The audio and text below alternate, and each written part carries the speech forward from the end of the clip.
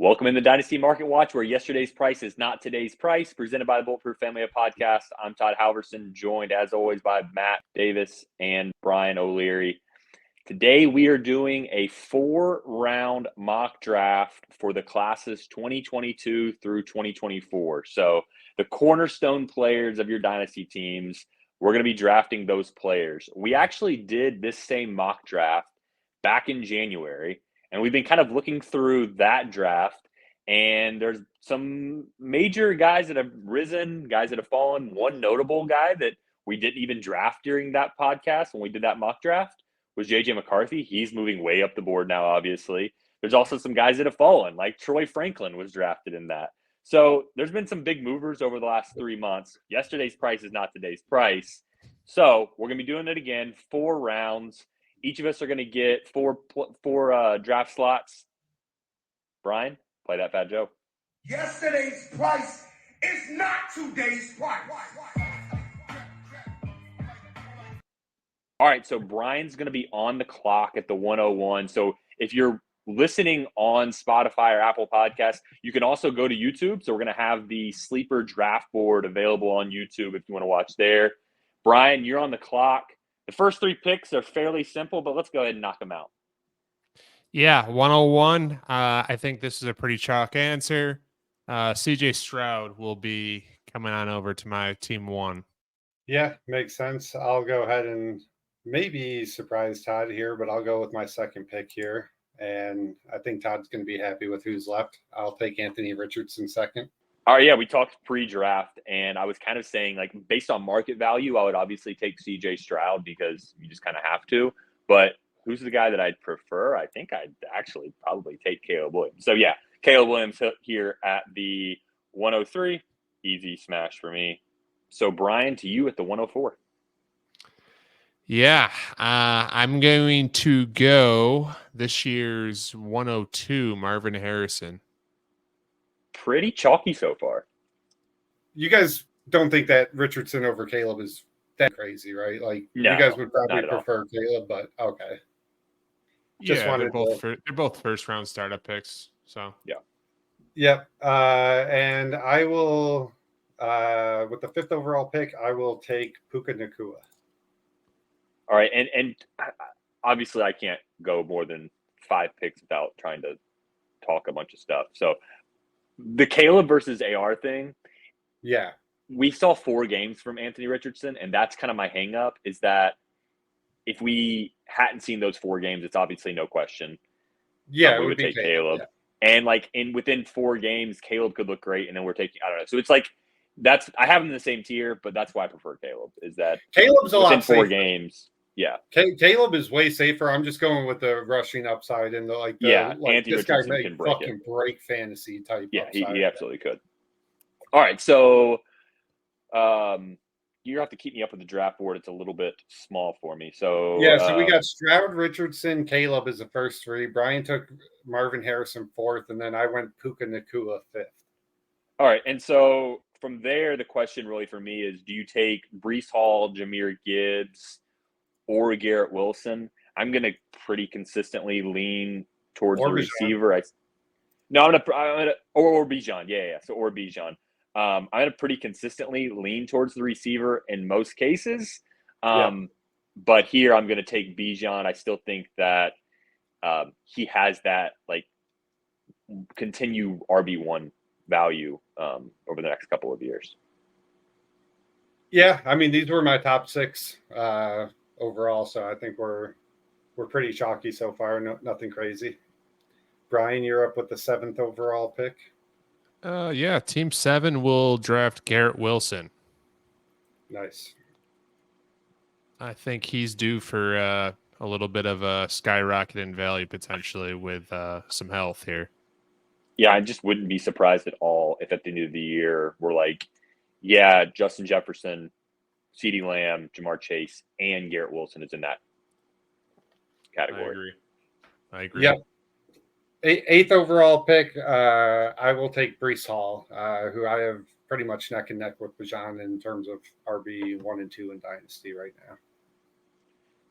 And just as we're kind of building out and getting here into the draft, one thing to point out is we're not building a roster here. So we're not like saying, oh, I've already got one QB on this team. Like, no, we're just drafting. So just because like one team has already drafted a running back or they've already drafted maybe 2 quarterbacks doesn't mean they can't go at third. It's more of just how we would value these players. Yeah, and Todd, you said you were taking market value into account a little bit, right? Like, because I am not. I am just selecting my top 48 players like it's a draft, and we are not able to trade. And this is who I would take, whoever I have ranked the highest, basically my own personal rankings. Yeah, and I've been trying to battle that in my head. Do I want to include the market value? So far, we're so early in the draft, it doesn't really matter Right, whether yeah. I've done it or not. But as we get into it, it will, because of these tiers are going to break up pretty substantially. So I'm going to go ahead and make the claim now. I'm not going to include any market value in my selection. It's pure based on who I prefer. Like if I had to draft and hold for 2 years, something like that. Yeah, exactly. How are you approaching it, Brian? I'm looking more team build, so I think we have varying approaches, and I don't think that's a bad thing. Okay, so you're looking at as this is a startup with that Yeah. only include 22 through 24, and I'm kind of building out a team. So Yep. yeah, so like it, so you're not going to have any team slots with 4 quarterbacks, like type thing. I mean, for a startup, I'm drafting how that's I would true. You can want always it. trade. Like, like you can say best player available. That's how you draft in a startup. Yeah. So I'm not going to rule that out. Like if Drake May and Jaden Daniels drop, I don't think they will. But if they do or something like that, like I'm not going to not take them with CJ Stroud. Nope. Gotcha.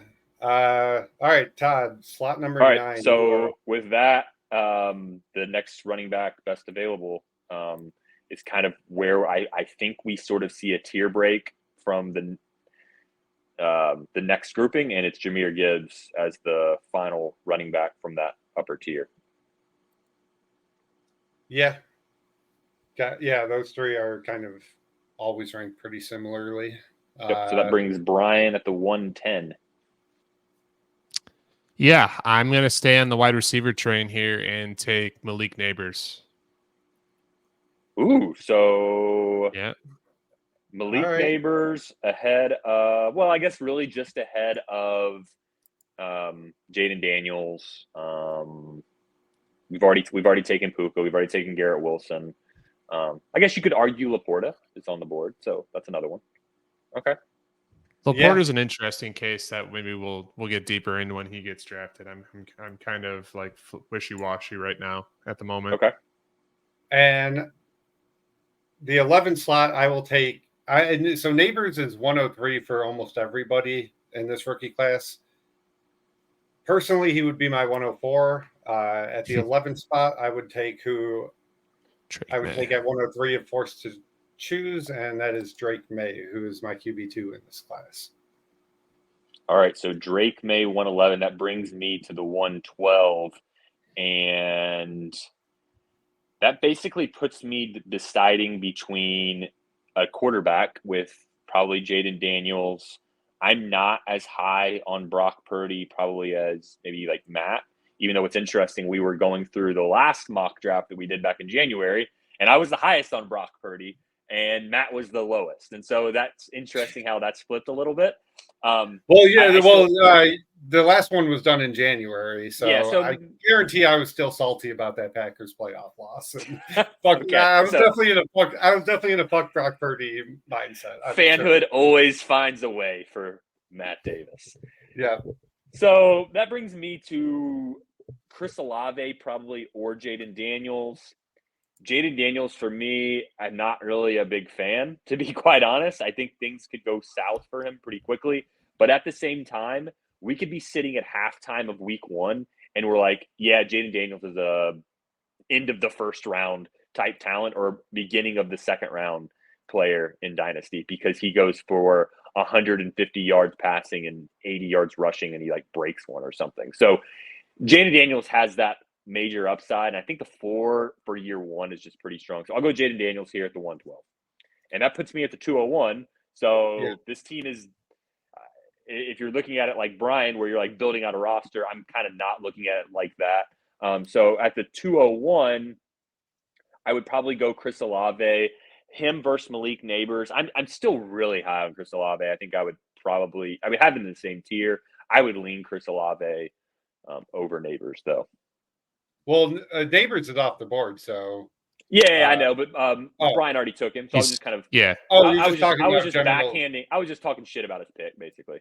All right, I was just making sure, but yeah. So Olave at the 201.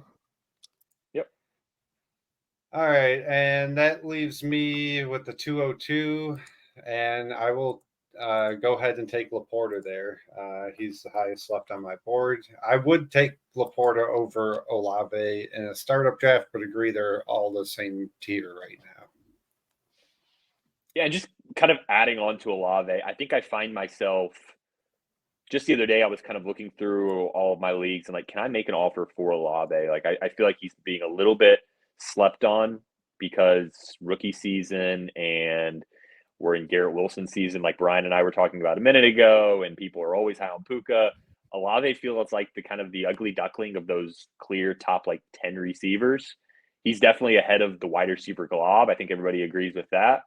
But he's kind of like the odd man out, and his peripherals remain insanely good. I was kind of going through a comp list that I have for first 2 years, and it's like him, Odell Beckham Jr., like Justin Jefferson. Like the comp list is nice, and so I think I find myself thinking Chris Olave is one of my biggest buys in those top 10 receivers.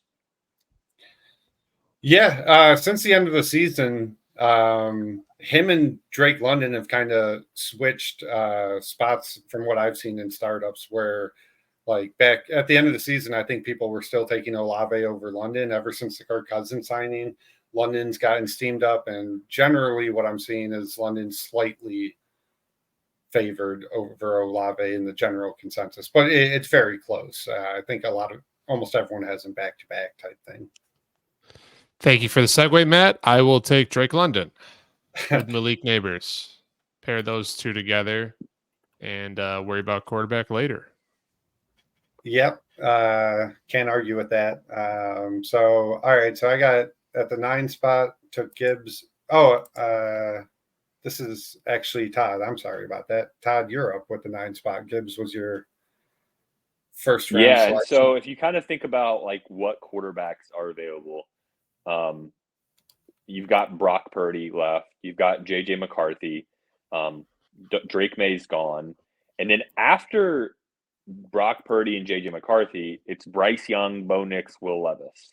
So there's really kind of one good quarterback that's really usable for this year. Then there's JJ McCarthy, which is up in the air, I would say, for using this year. I think he's probably usable this year, but who knows? I like him long term, but I think Brock Purdy to me is probably pretty clearly the best available on the board. So maybe I'm just gonna have to own that I'm a Brock Purdy guy, even though I have no shares in my 14 leagues. I got a couple that I finally traded for this offseason, but yeah, you did. We've been down that road. So check out previous podcasts to check out Matt's trades for Brock Purdy. Yeah. Well, so I was going to take whoever you didn't, because there was a clear top 2 left, Purdy being one. And then at the 8th spot, I will go ahead and take Trey McBride, who I basically have neck and neck with Brock Purdy overall. So are we finding out that Matt is higher on taking the early tight end, whereas in my head, I feel like I want a top tier tight end. And Brian, you're up next. So maybe you can add on to this tight end thought. I know you kind of Ryan's usually the tight end guy. Maybe I'm so stepping on his corner a little bit. My thought is I want an elite tight end, but I don't want to be the first or the second one to make the move at the elite tight end. So if that means I miss out on Laporta every time, so be it. I'd like to get whoever that like tight end 3 or 4 is. So if that ends up being Kincaid more times than not, fine. If that's Brock Bowers, great. If it's McBride, okay. But give me like the tight end 4, whatever that league thinks is like tight end 4 or 5. I want them, but I just don't see myself investing in Laporta because everybody just views him as tight end 1, and I don't think it's that clear cut.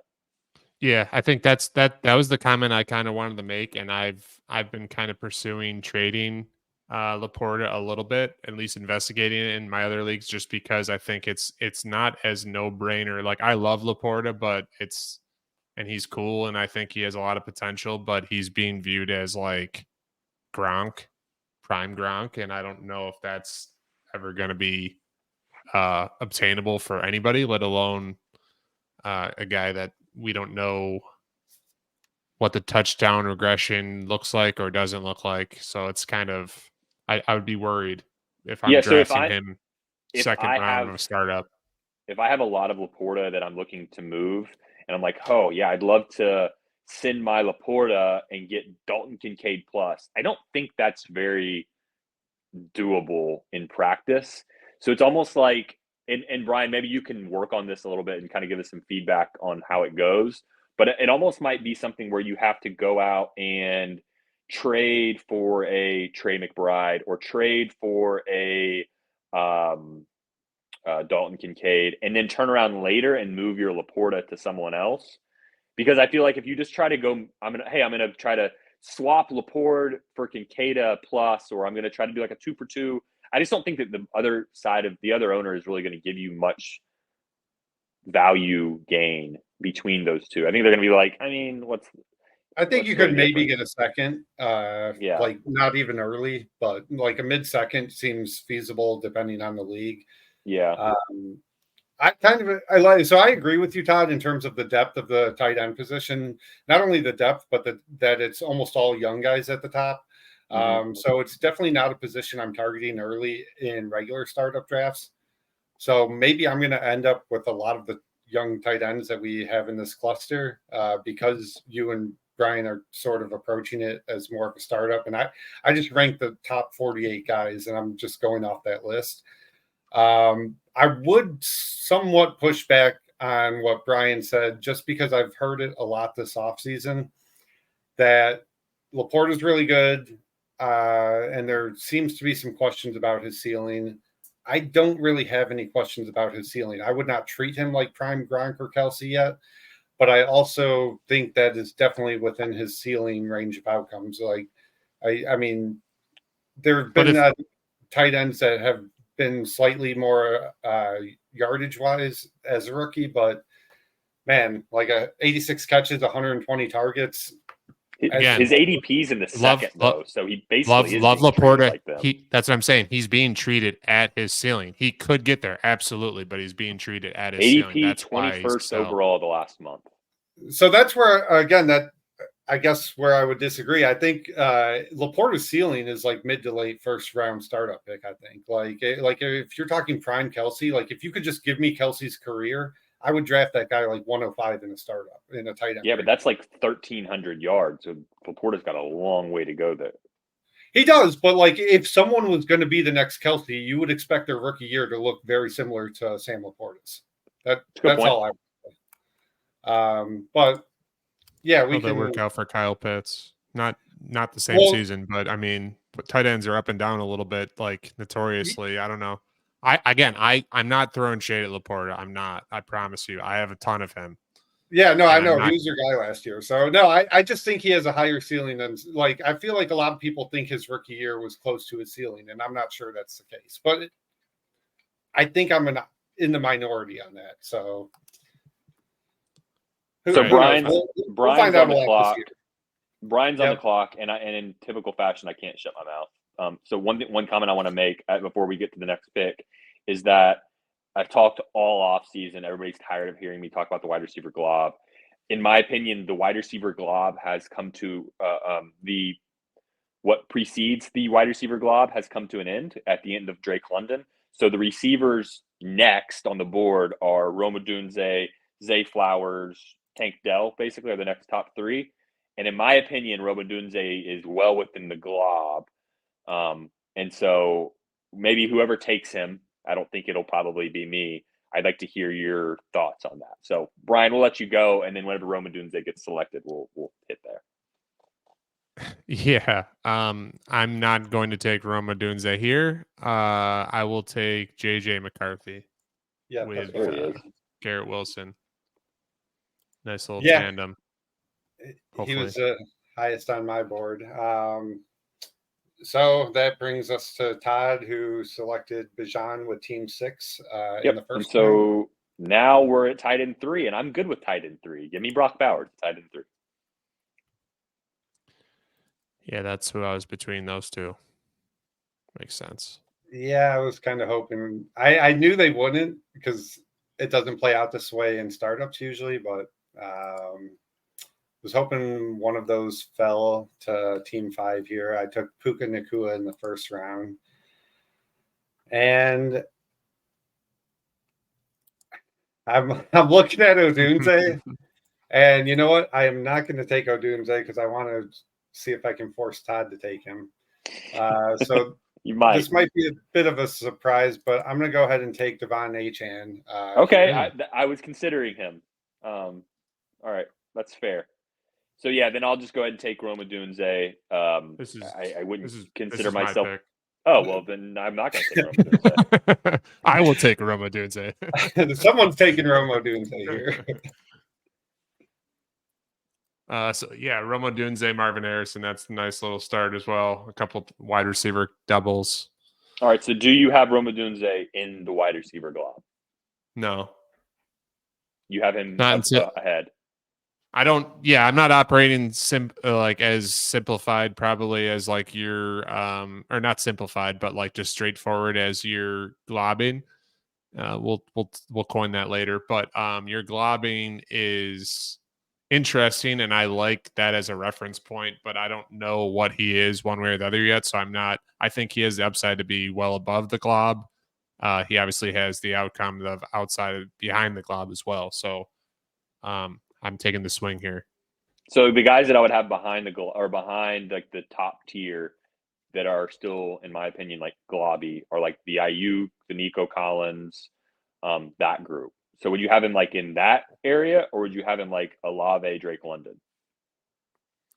Behind Olave and Drake London for sure. So He didn't.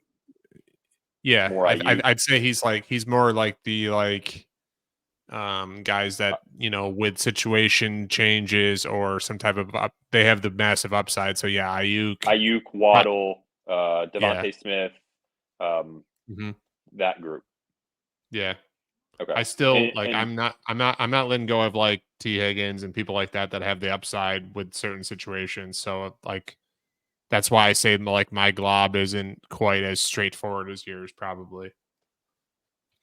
Yeah, I'd have Odunze kind of near the top, but like the big difference between me and you, Todd, is like I recognize the wide receiver glob that you're talking about, but like you don't like it, and I fucking love it. Like I love all those receivers. So if you're wondering like who's the asshole that's overvaluing all these guys, like it's me. I'm the guilty one.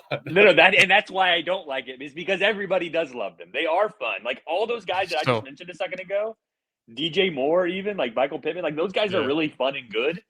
And that's why I'm trying to train my brain to not like them as much, because I think that they're probably overvalued a little bit. So and it's not fun to say. The way I operate with those guys is, and this is hard to do, obviously, like you're saying, because people like them, but I like when I have 2 or 3 or 4 of them. I don't feel good when I have just one of those guys and like a Garrett Wilson as a foundational piece. I don't want Jordan Addison as a foundational piece, but if I have Jordan Addison, Zay Flowers, T Higgins, and like that sort of thing, I have 4 or 5 of those guys. I think very easily 2 or 3 of those guys could become that next upper echelon. And I don't know who exactly they are, but that gives me more roles, basically. Yeah. All right. So that brings me at the team 3, essentially. And we're now starting to get into more of like a range. Yeah. And I will go ahead and run it back with another tight end with Dalton Kincaid. Yeah, he was highest on my board out of the people left. So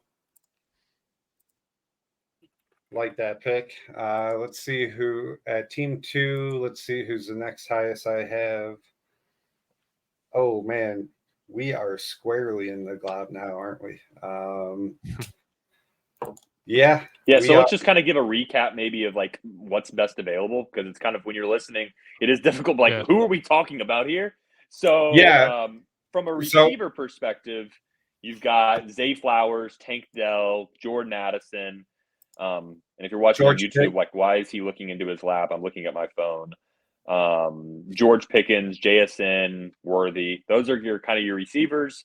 At running back, you've got Kyron Williams, Ken Walker, Rashad White, James Cook, Jonathan Brooks, Pacheco.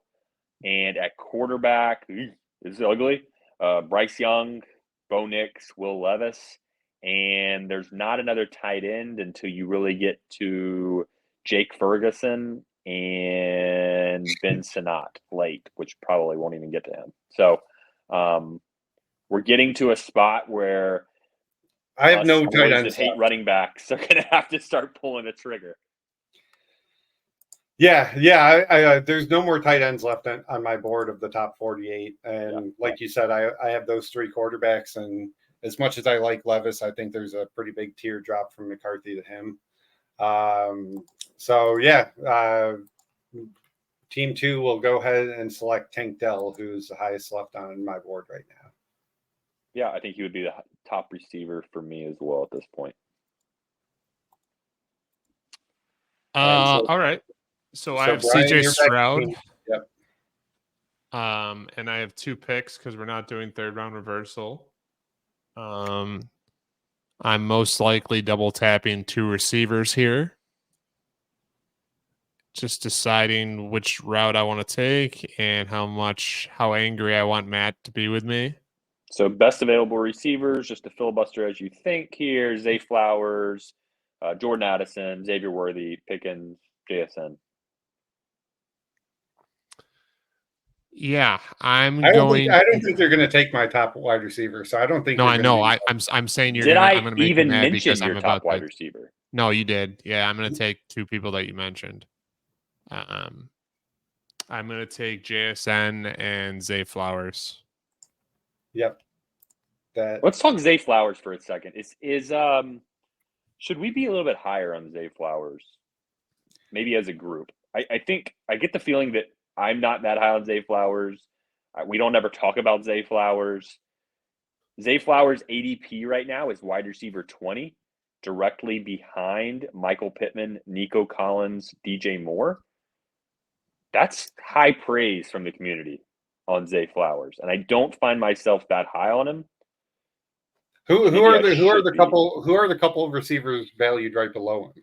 T. Higgins. So DK, Tank Dell, T. Higgins, Jordan Addison, Pickens, Worthy. Okay. I'm wondering to myself, should I be trying to move like an Ayuk? Like, that's the whole thought of the glob. It's like, get into the guy in the glob that nobody else wants. Like, should I be trying to move my T. Higgins in deals to get Zay Flowers, or Ayuk to get Zay Flowers? And that's kind of the thought that just kind of came into my head when you took him, is like, man, I'm kind of low on him. Maybe I should be higher. I think I'm right around market. Sorry, go ahead, Brian. I just think Baltimore in general has like kind of like a negative connotation, I think, in general for offensive players. And I think that's part of it. He's shown explosiveness that if he were on the Chiefs or, a sexier offense on the surface, people would be going batshit crazy for him. I think like Xavier Worthy, like that's like his best range of outcome is like what Zay Flowers did. Those types of numbers, different style maybe, but like that's kind of how I see. But I feel like a lot of people would probably take Xavier Worthy over Zay Flowers, like if we did a straw poll. So it's kind of interesting to think about for sure. See, and yeah, I haven't really tried that. And I have a lot of 109s this year, a lot of them that I've used up, but I would definitely trade 109 for Zay Flowers. Like I would much rather have Zay Flowers than Worthy, Ladd, or Brian Thomas Jr., who are typically selected at 109. Yeah, Worthy is kind of my clear 109, and I think I'd be pretty happy if he became Zay Flowers. Right. I think. Yeah. But he's on that situation with Mahomes. His value could just like rocket up just Oh, yeah. because he had 80 yards, but he's with Mahomes. So there is that Brian kind of alluded to. Yeah. All right, I may go out and make some offers for Zay Flowers. We'll see. Yeah, that's what I think is best about these types of exercises. Like, it's not so much we're giving like what we think ADP is, as much as like, oh, this, if people are viewing this guy above that guy, maybe I should be sending some offers out, right? So like for me anyways, that's what gets the wheels spinning, these types of activities, that I can go out and then send a couple deals, get a couple done in a couple days. The only Zay Flowers trade I made this offseason was a couple months ago. You're in that league, Brian, the Moore League. Classic Todd tier down trade. I traded Drake London for Zay Flowers in a 25 first. So that's the type of trade I'm trying to make if I can. Yep. That's a really good one. I mean, it doesn't really matter where that 5 first ends up being. That's a pretty, and I think it's a good one.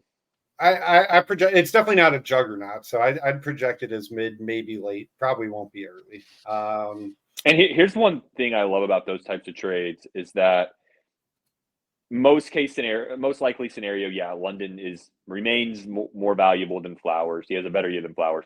There is still a possibility that Flowers is just outproduces him this year. Like, it's not like likely. I'm not saying that. Like, if we're talking about percentages, it's not 100% that London's much better. Maybe it's 85, but there's like a 15% chance you got a free first round pick. Which, if you've been out in the market trying to trade for first round picks, good luck. They're hard to get.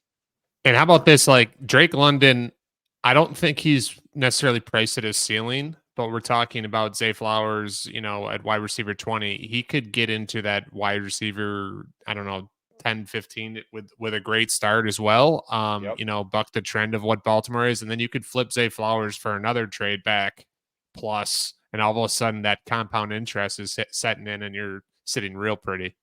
And I feel like this time of year, like once you're a good 4 or 5 months into the off season, I think a lot of people tend to forget just how rapidly values changed in September. Like those first couple weeks of the season, you see people fly up the board. All right, so back to the draft here. Team 2 is Anthony Richardson, Tank Dell, and go with another receiver in this tier, and I will take George Pickens with the 3.2, which I think people are coming around to Pickens. I'm finding him hard to trade for. So I think a lot of the people that have him, people like him a lot more than after his rookie year, where it was kind of like a little bit more fluky than his sophomore year.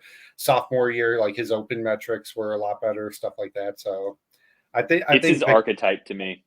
His archetype breeds a certain dynasty manager. I think it's the George Pickens, it's the DK Metcalf, it's the Brian Thomas, where there's just some people that are like enthralled with that type of receiver, which it's not like, I'm not saying it's a negative. What I'm saying is that the person that probably has Pickens, like, because I'm like you, I feel like I should be buying Pickens, but the person that has Pickens doesn't value him the way the ADP does. And so that's why it's pretty difficult to trade for him, I think.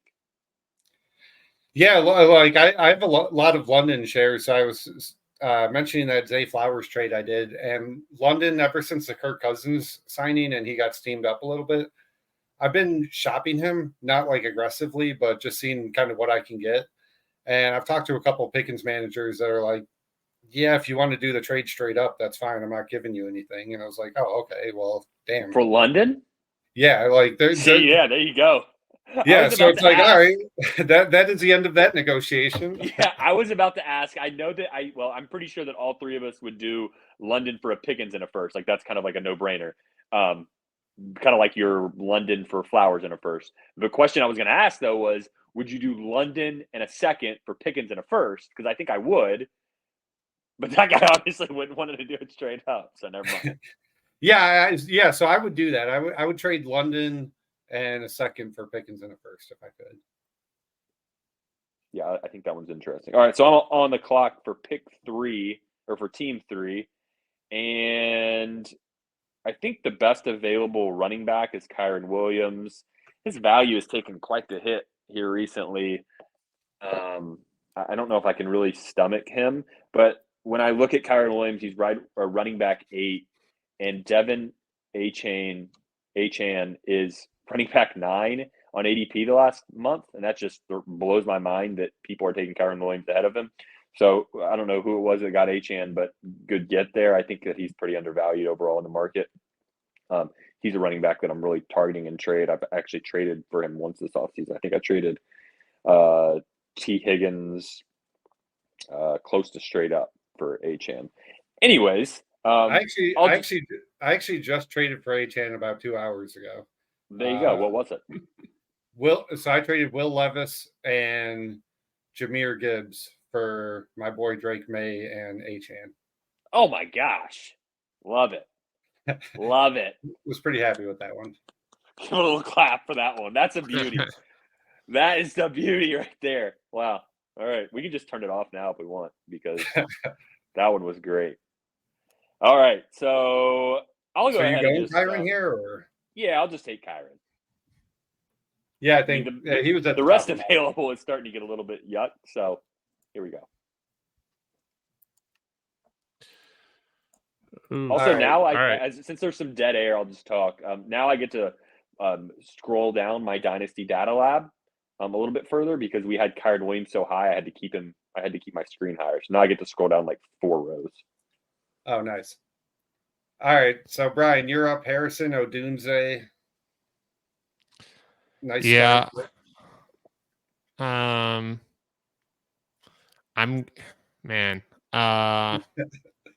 Well, talk us through. Let's talk us through best available. Yeah, here. yeah. So, I'm thinking. I'm between. Do I want to get a quarterback? And that would be between Levis and Bryce Young for me. Or do I just want to really heavily commit to receivers? Addison, Rashee Rice, Jaden Reed, Ladd McConkey. Like those are that's like 6 people that I'm considering. That's a lot, but that's kind of where I'm at right now. I mean, it's kind of the same conundrum that dynasty managers in general are facing with Rashee Rice, because like Rashee Rice, if he was like not an asshole this offseason, he would be drafted by now, right? Yeah. Right. So like he would be up there. Like I would probably at least take him over JSN and maybe Tank Dell. Yeah. So we took Rome Odunze, and then the next receiver we took was Tank Dell, right? So I think he would probably be in between those at worst.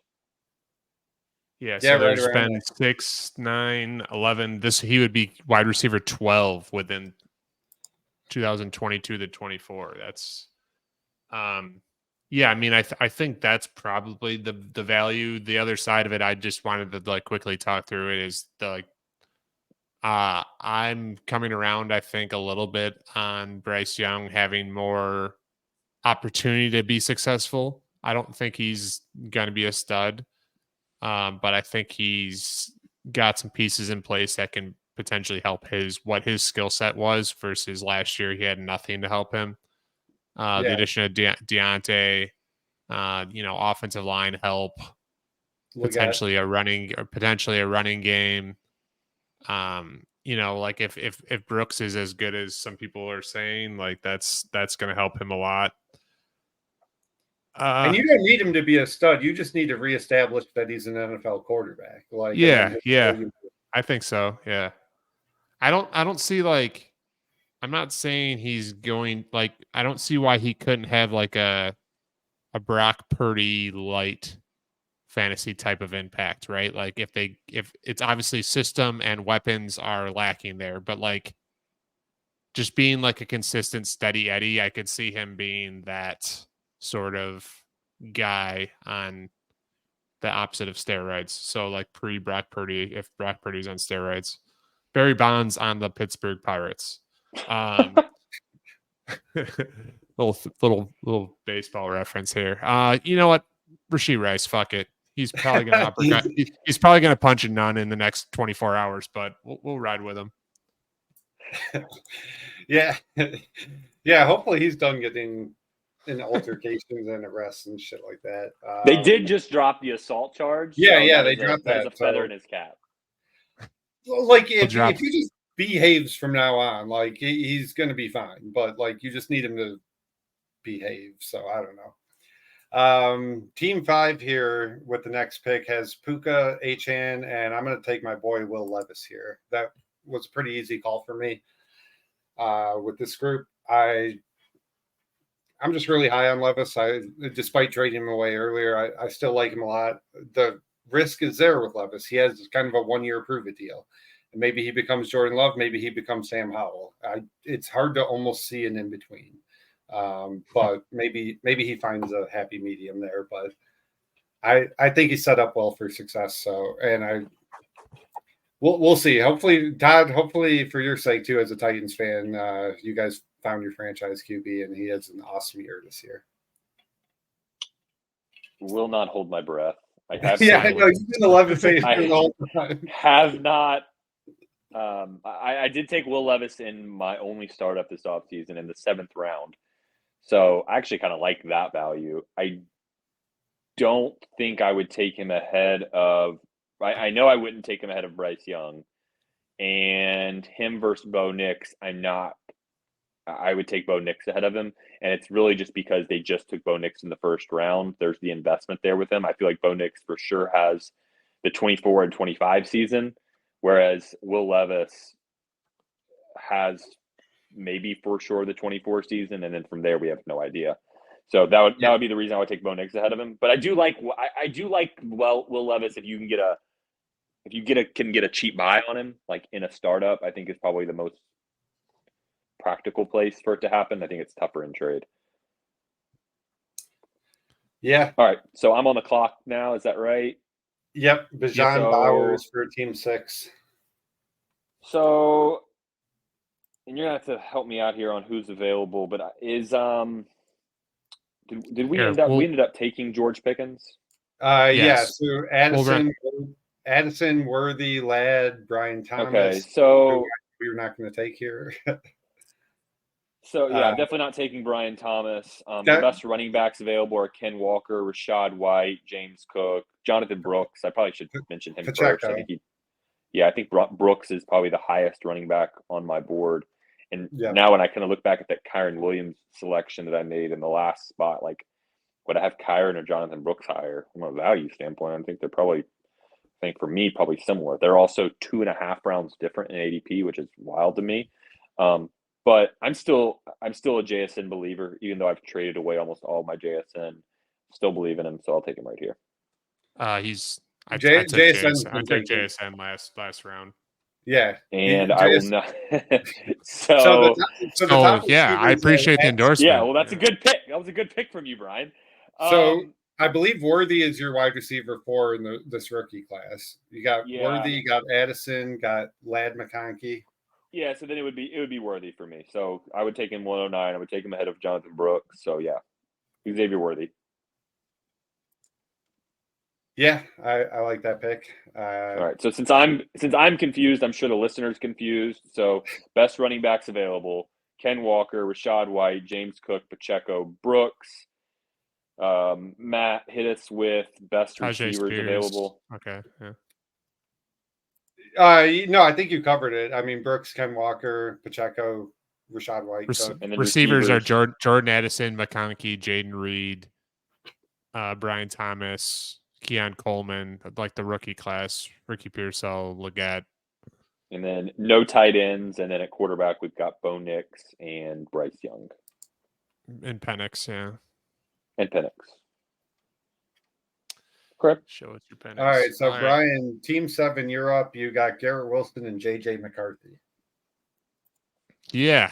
I've been pretty aggressively taking receivers. I think I'm going to continue down that trend. Jordan Addison will be my next pick. All right. Little stack on accident. So I feel like Jordan Addison and Flowers are like kind of same tier for me. And when I hear Zay Flowers, I'm like, maybe I'm not high enough on him. I hear Jordan Addison and I'm like, yeah, I may not be high enough on him and I don't really care. Yeah. Is that just because of like Jefferson and Hockenson and it being crowded kind of? Yeah. Like when I think about them, I don't know that they're that much different in talent. I think maybe Flowers is maybe a little more talented, but let's just assume they're the same. But on one team, I get to be the wide receiver. Well, him and Andrews. Even if you want to say Andrews is the wide receiver 1, I at least get to be the 2. Whereas on the other one, I have to be probably the third option. And one of those options, by the way, is getting 30% target share. So that's just a tough place to be, I think, for Jordan Addison. And I really don't want to have any of him. Yeah, don't blame you. Teammate, my pick's easy here. I'm going to go with Vlad McConkey. I pretty much have him and Worthy neck and neck as wide receiver 4 and 5. Don't have a strong preference either way. I've been trying to split my 109s between the two. So good taking McConkey here. That brings you up, Todd, with Team 9. Got Jahmyr Gibbs and Brock Purdy.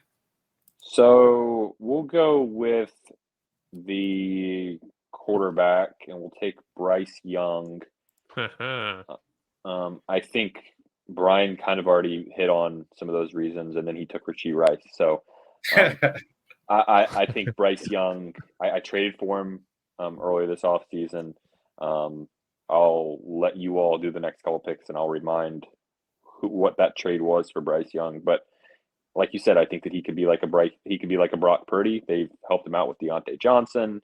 I think they're making a concerted effort. They know they're invested in him. So I think he can. I don't think he can be like a consistent quarterback 1, but I think he can be usable. So what do you guys think about the trade that I made the other day?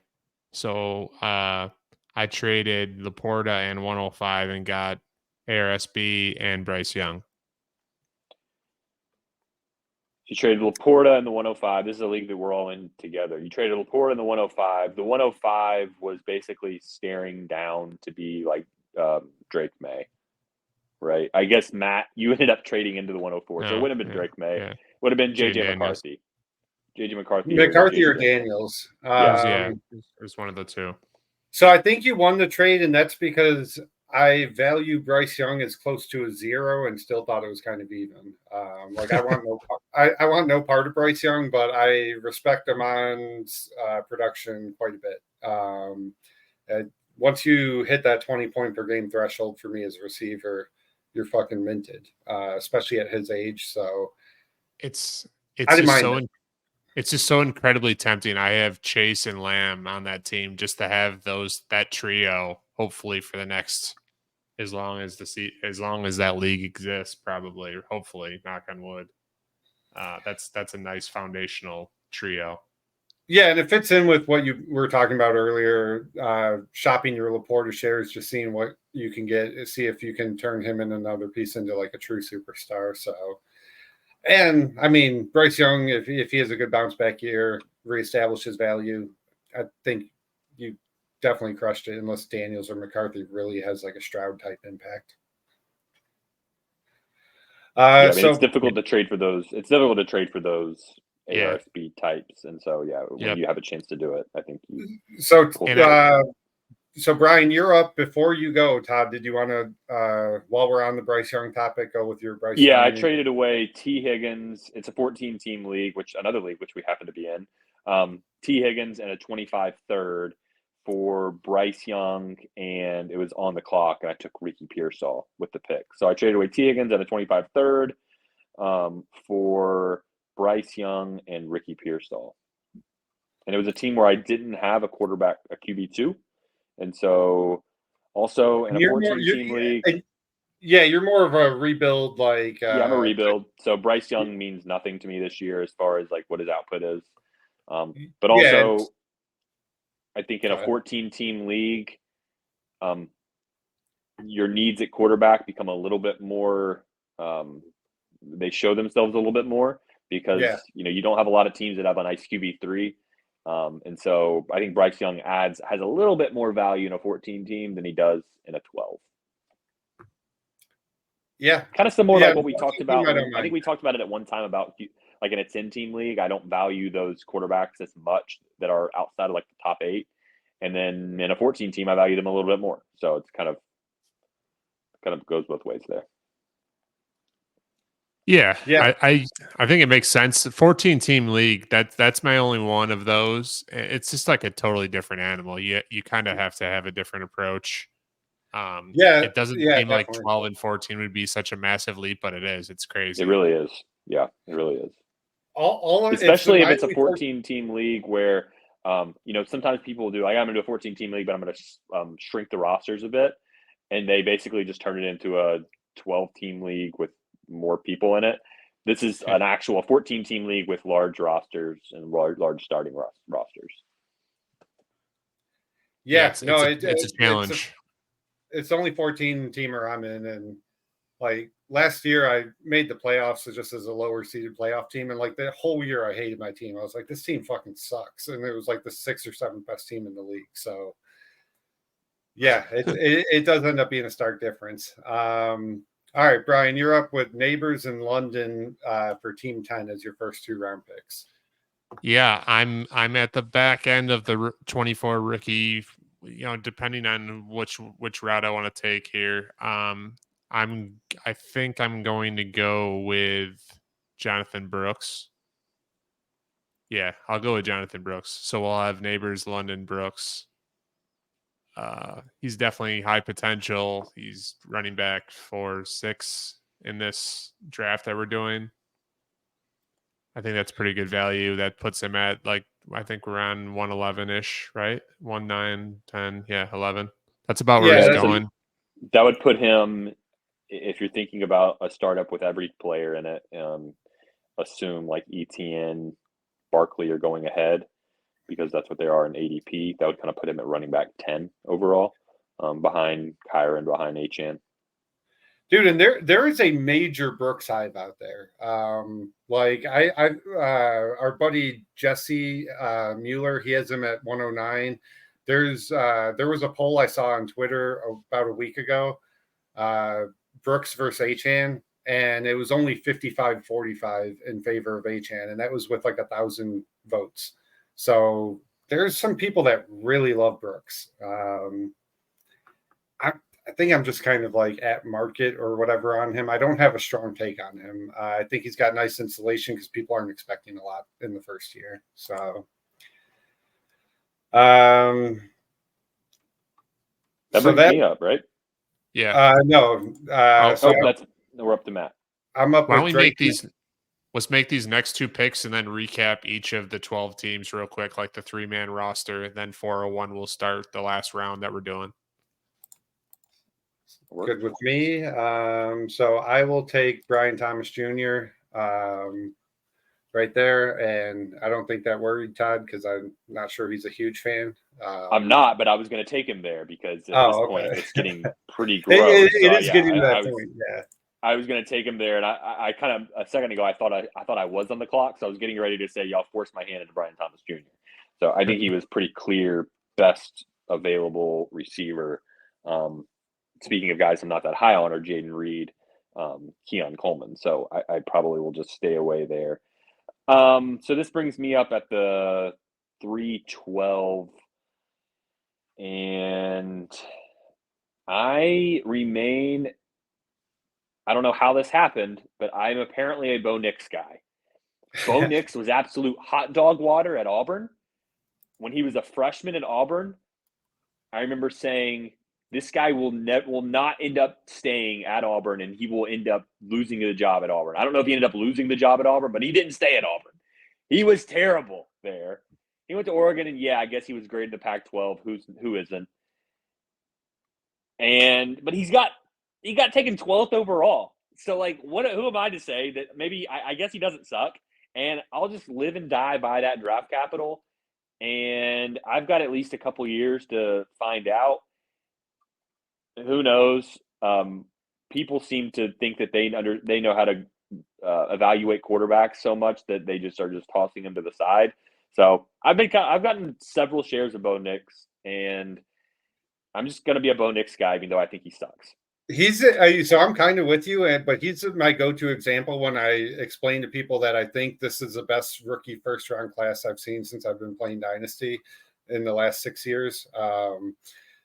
You get a starting quarterback who was drafted 12th overall to a Sean Payton offense, and you get him either 112 or 201 in almost every rookie draft.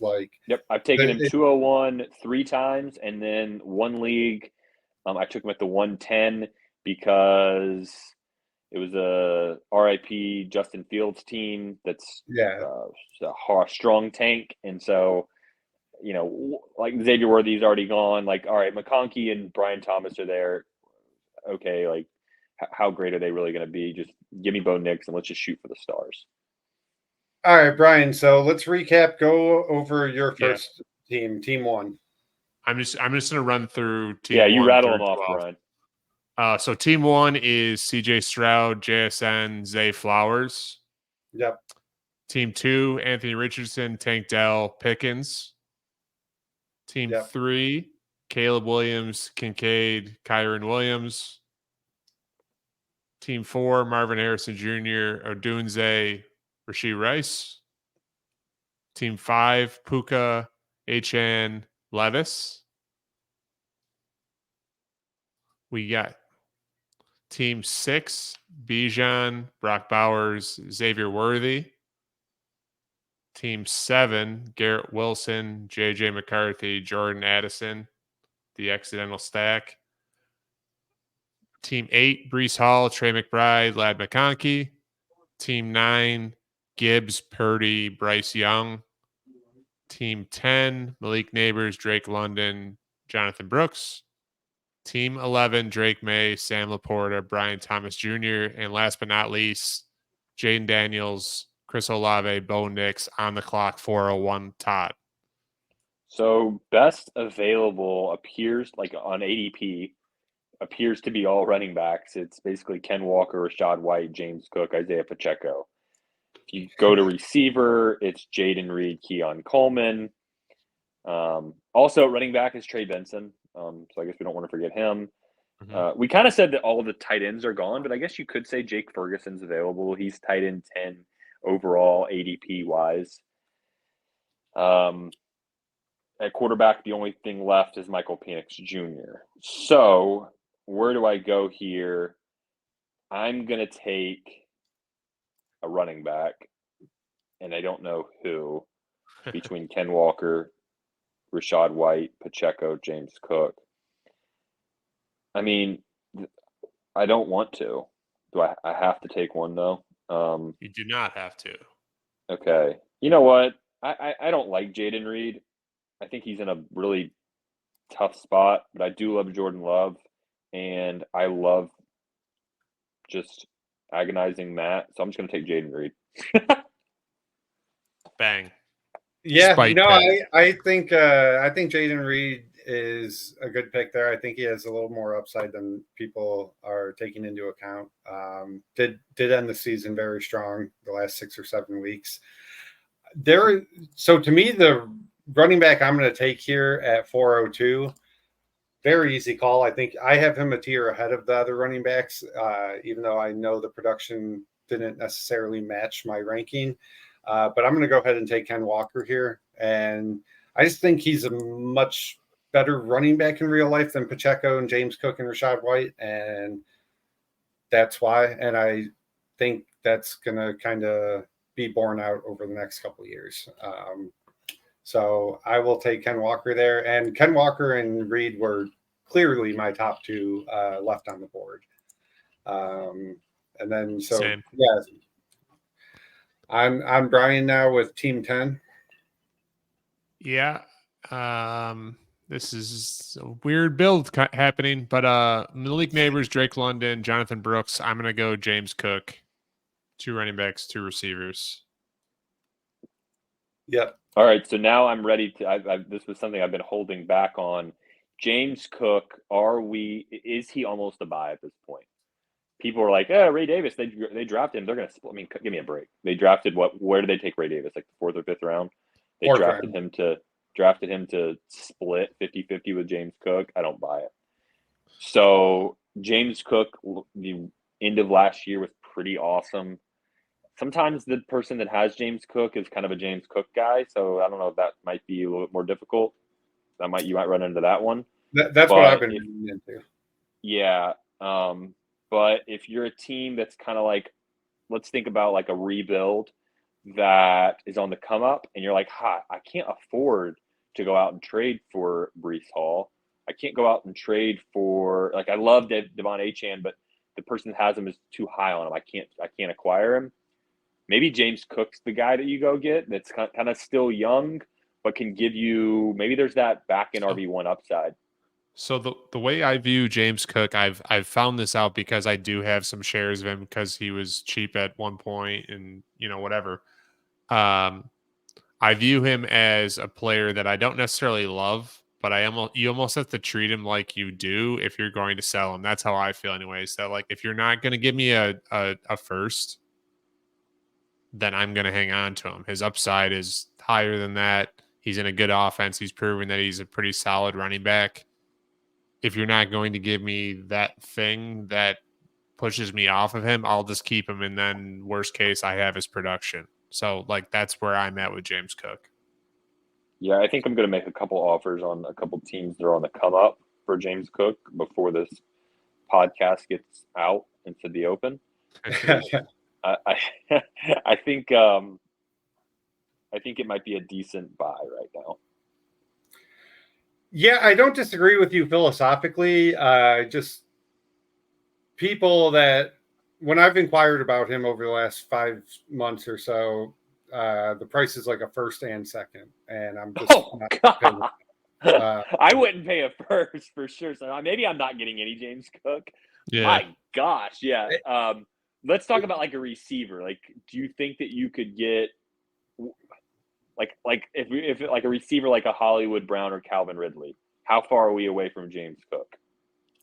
I think a decent bit, like a mid to late second. I think you're going to need to add to that, which might, like, if it's a late second, I think we're both, like, all of us are entertaining that, but like, it's hard to say, man. Yeah, James Cook's an odd one. Like I said at the beginning, like the person that has him is like really high on them for some reason. But yeah, I think that one's going to be. I think he's one that I'll like maybe go out and just poke around on a couple teams that I have that might be on the come up from a rebuild. I think it's, again, like if he were on the Jaguars, people wouldn't view him as high as they view him with it coming off the exact same season or whatever. Like I just use Jaguars as just like an arbitrary, like non-sexy as sexy offense. Mm-hmm.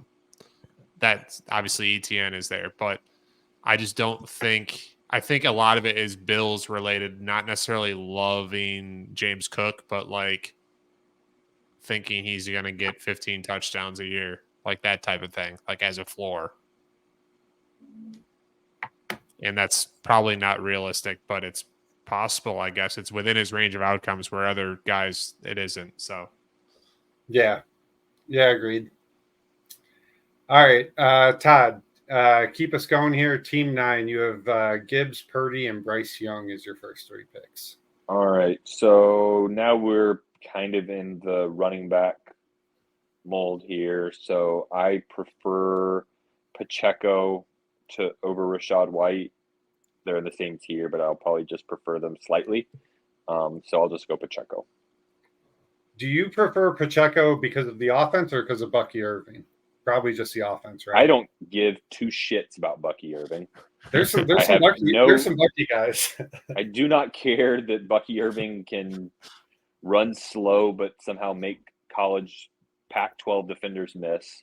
I do not care about that. Rachaad White is not that good, but he is much better than Bucky Irving.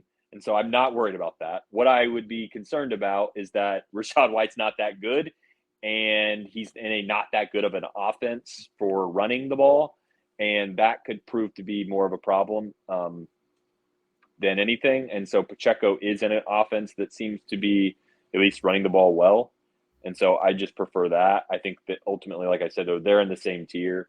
I don't think it's Todd. So hairs.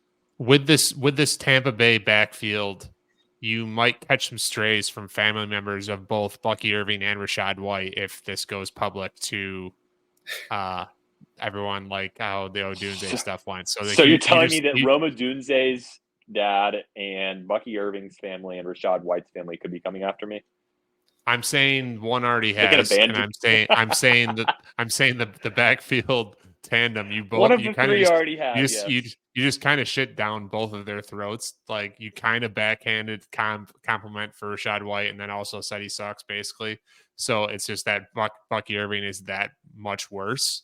So That's a like good I point. could see I could see it coming back to haunt you a little bit in your mentions here in the next couple weeks.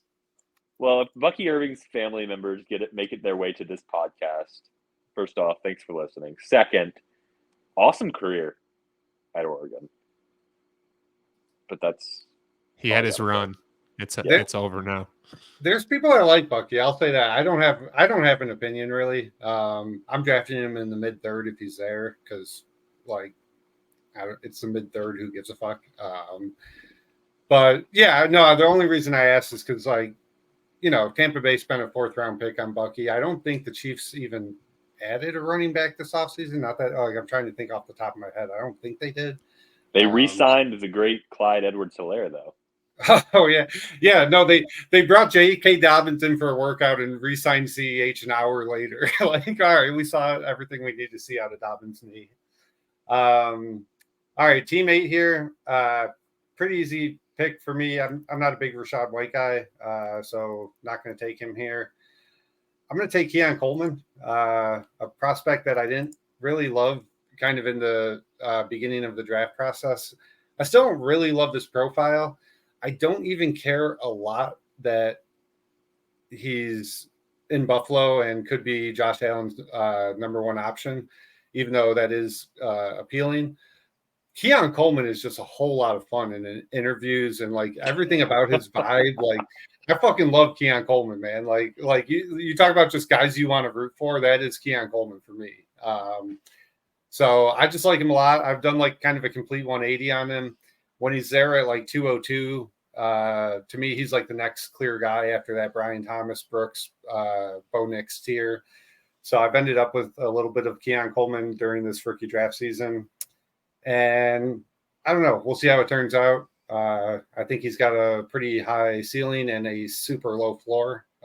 So wide open depth chart up in Buffalo, though. So we'll see what he does with it. All right, Brian, it's on you now. Team 7. I will be taking James. Not just kidding. I will be taking Michael Penix Jr. Oh, wow. Yeah, I'm going a little bit off the mat here. I just think he is being undervalued at this point. I was against him when if he was going to be like 108, 109, but like at this range of like the mid second round, he's always the guy I'm going to take when he's there pretty much. And he's been dropping even sometimes deeper than this, but yeah, I've taken him at the 202 a couple times, 204, I think once. I think a couple times I took him at the 202 and people were like, "Oh, too early for Michael Penix." Like, guys, he was taken 8th overall. Yeah. And if you're in a rebuild, Michael Penix Jr. should be on your roster if you're in a rebuild because he's not going to give you any points. And it's not like you're going to take him and then a year later he's Quentin Johnson. Like, it's only going to be like better from here. He's pretty, like he probably isn't going to play at all this year. And for that reason, he's insulated like a rookie pick is insulated, like a future rookie pick. And we have a guy, Kirk Cousins, coming off of an Achilles injury. It's not like he's invincible, like he can't get hurt. So I think I really like Michael. Now, I don't want to take him like the 111, but yeah, the 202, the 203, 204, smash.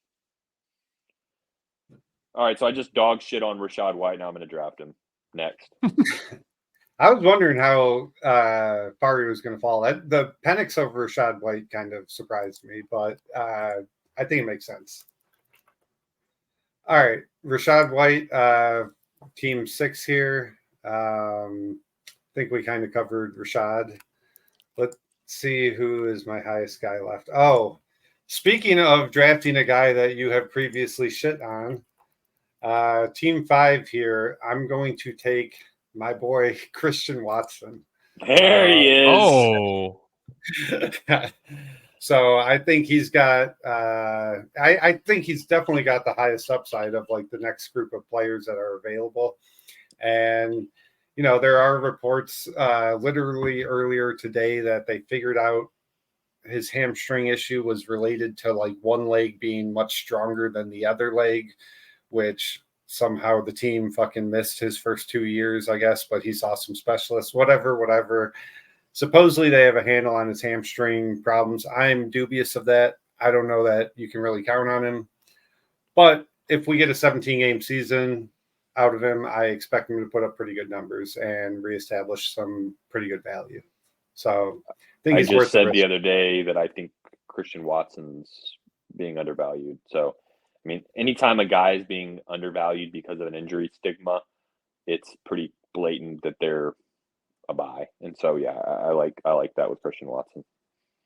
Yeah, and they usually have a chance to earn back some value in spurts. Like, it's rare that a guy just goes full Will Fuller on you and just falls off the fucking face of the earth. So hopefully he can get it together this year a little bit. All right, so this is Brian's team 4 of Marvin Harrison, Odunze, and Rashee Rice. All receivers so far. Do I want to keep riding the wide receiver train? I'm between doing that just for fun or 2 running backs here. The running backs are Tajay Spears and Trey Benson. And the receiver would be Ricky Pearsall? No, Adonai Mitchell for you. Yeah. I was gonna say that would be AD Mitchell for you. Yep. Yeah. That's where my heart wants to go, but I'm not gonna go there. I still think he could be a stud, but it's, it is what it is. I'm going to go with Trey Benson here. Yeah, he would be my highest. Yeah, he was mine too. I love Benson right now. I do too. I think if we're talking more about players that fit well on a rebuild, if you are pretty confident that you're going to be a strong contender in 2025, I really like getting Trey Benson because I think he's probably going to be. I think we mentioned the other day, kind of like a Tajay Spears. Now he could end up being like Tajay Spears and not really be the RB1 in 2025, but he could explode up and be like Rashad White in 2025. So I like that upside at the 204-ish in a rookie draft. So typically I'm staying away from running backs in a rebuild, but I like Trey Benson. I think if I'm going to compete 2025. So brings me up at the team 3, this final pick here in the 4th. So best available are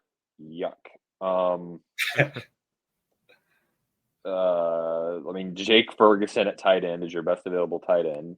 My best available receiver would be Pearsall. Right? Yep. And the best available running back to me would be Spears. Wow. The end of this is ugly. Actually, I would personally have Sinat ahead of – well, no, I wouldn't. I'm not ahead of Ferguson. I forgot. Just give me Ricky Pearsall. I'll take the first-round draft capital. Like the day that they trade Ayuk or Debo, he basically shoots up in value, whether he can walk and chew gum at the same time. So I think if you're looking for someone that's pretty insulated, Ricky Pearsall is a nice bet. If I'm rebuilding, I want somebody that can shoot for the moon. That could still be Pearsall, but I think he's very insulated in the sense that no matter what he does this year, if they trade Ayuk or Debo next year, let's say Pearsall has a 400-yard season, which is pretty dreadful for a rookie receiver, and then they trade Ayuk or Debo next March, Ricky Pearsall he's the hot thing. So I like him on a rebuild, especially. I like him on any team, but really the only way he can lose value is like he has to be really bad. Like that Cowing guy they drafted on day 3 has to like outperform him. That's a good comment. Yeah, I think if Cowing was better, or then obviously, or if they just re-signed Ayuk and they didn't trade like something like that happened, then that's not good for him.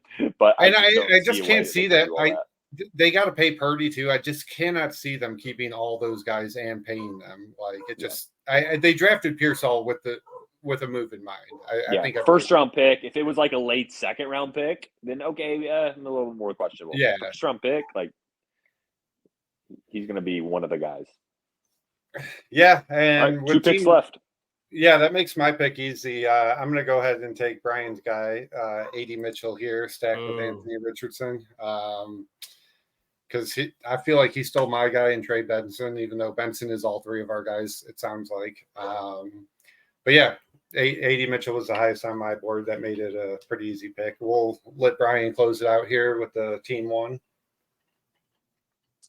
Yeah, Tajay Spears is my next best available. I was hoping Mitchell would be there, but that's how the cookie crumbles. So you're going with Tajay Spears? Yep. All right. That wraps so up. I'm going to kind of quickly glance through some of these players that we did in the draft back in January. So, Brian, why don't you kind of run through in your head who you think maybe has moved up in the recent months, and also maybe like who you thought from teams that you took might have been like a value that you were like, wow, I'm kind of surprised Todd and Matt weren't as high on so and so. While I look at this draft board that we did back in January and see kind of where those gaps were. Okay. Yeah, I mean, obvious risers to me, JJ McCarthy, we mentioned. To me, like kind of a faller would be Kyron Williams, probably value wise, perception wise from January. I think Bryce Young is rising. At least certainly with me, I think Jaden Daniels, we ranked him because we weren't sure on ADP with Daniels and JJ McCarthy. So that kind of like explains our low or non rankings a bit with those guys. Obviously, Bo Nix and Penix weren't on our boards. So like, I was going to say, obviously quarterbacks obviously were the most dramatic change value wise, I guess is the theme here. Lad McConkey was a guy I don't think we talked about much in January. Yeah, that's right. And then that awesome landing spot could draft capital to the Chargers. So I would think he would go up a little bit. Drake London and Roma Dunze rose pretty significantly. Also, Drake May, I think we're just generally higher than consensus. So we were high on Drake May back in January. We're still high on Drake May now. Puka has actually risen a little bit. I think we were probably just too low on Puka at that time, and I think mainly me. I was the lowest on him, and so we've now moved Puka up a little bit since then. The running backs, we didn't have Rashad White. We were actually quite a bit lower on running backs even then, and which is interesting because as you get closer to September and week 1, these running backs just kind of trickle up because people are trying. Yeah, I wonder if we did this in August, like what the running backs would look like. All right, we got to score points soon. Like I guess Rashad White looks pretty appealing. Exactly. Yeah. So I think that's probably going to be a theme that we'll continue to see. Kincaid moved up a little bit since then. Maybe that's in our heads. I don't think I'm doing it, but maybe because Diggs is gone. I think I've heard people say that, and I've been like, that doesn't really affect my thought on Kincaid. For me, with Kincaid, it's more about do they use him downfield and not so much about like what is his target earning ability. I think moving Diggs doesn't really impact that for me. But so it does for me only in the sense that from a dynasty perspective, I think Buffalo's pass catching options are basically all undervalued right now. Like I think one or more of them is going to fucking smash this year. Like I think Josh Allen is going to do what Josh Allen does and throw for 4,000, 4,500 yards, 30 touchdowns. Someone's going to have to catch those. So I think, looking at Kincaid, Coleman, Khalil Shakir, Curtis Samuel, there's going to be people that score points as pass catchers in this offense, and nobody's really. Kincaid's the highest valued, but he's also the lowest valued of the young good tight ends. Coleman is behind that Brian Thomas lad worthy tier that we talked about. Khalil Shakir and Curtis Samuel, people just straight up don't give a fuck about. which I'm not saying that's wrong, but like somebody's going to score points in this offense. I don't see a veteran trade coming for them for like Ayuk or Higgins. Maybe I'm wrong about that, but it seems to me that generally, cumulatively, the pass catching core in Buffalo is undervalued right now in Dynasty. It's what I would say. So the best available based on ADP that we did not take, I'll just kind of quickly run through them. So Jake Ferguson, Zamir White, Tyjae Spears. Did we end up taking Tyjae Spears?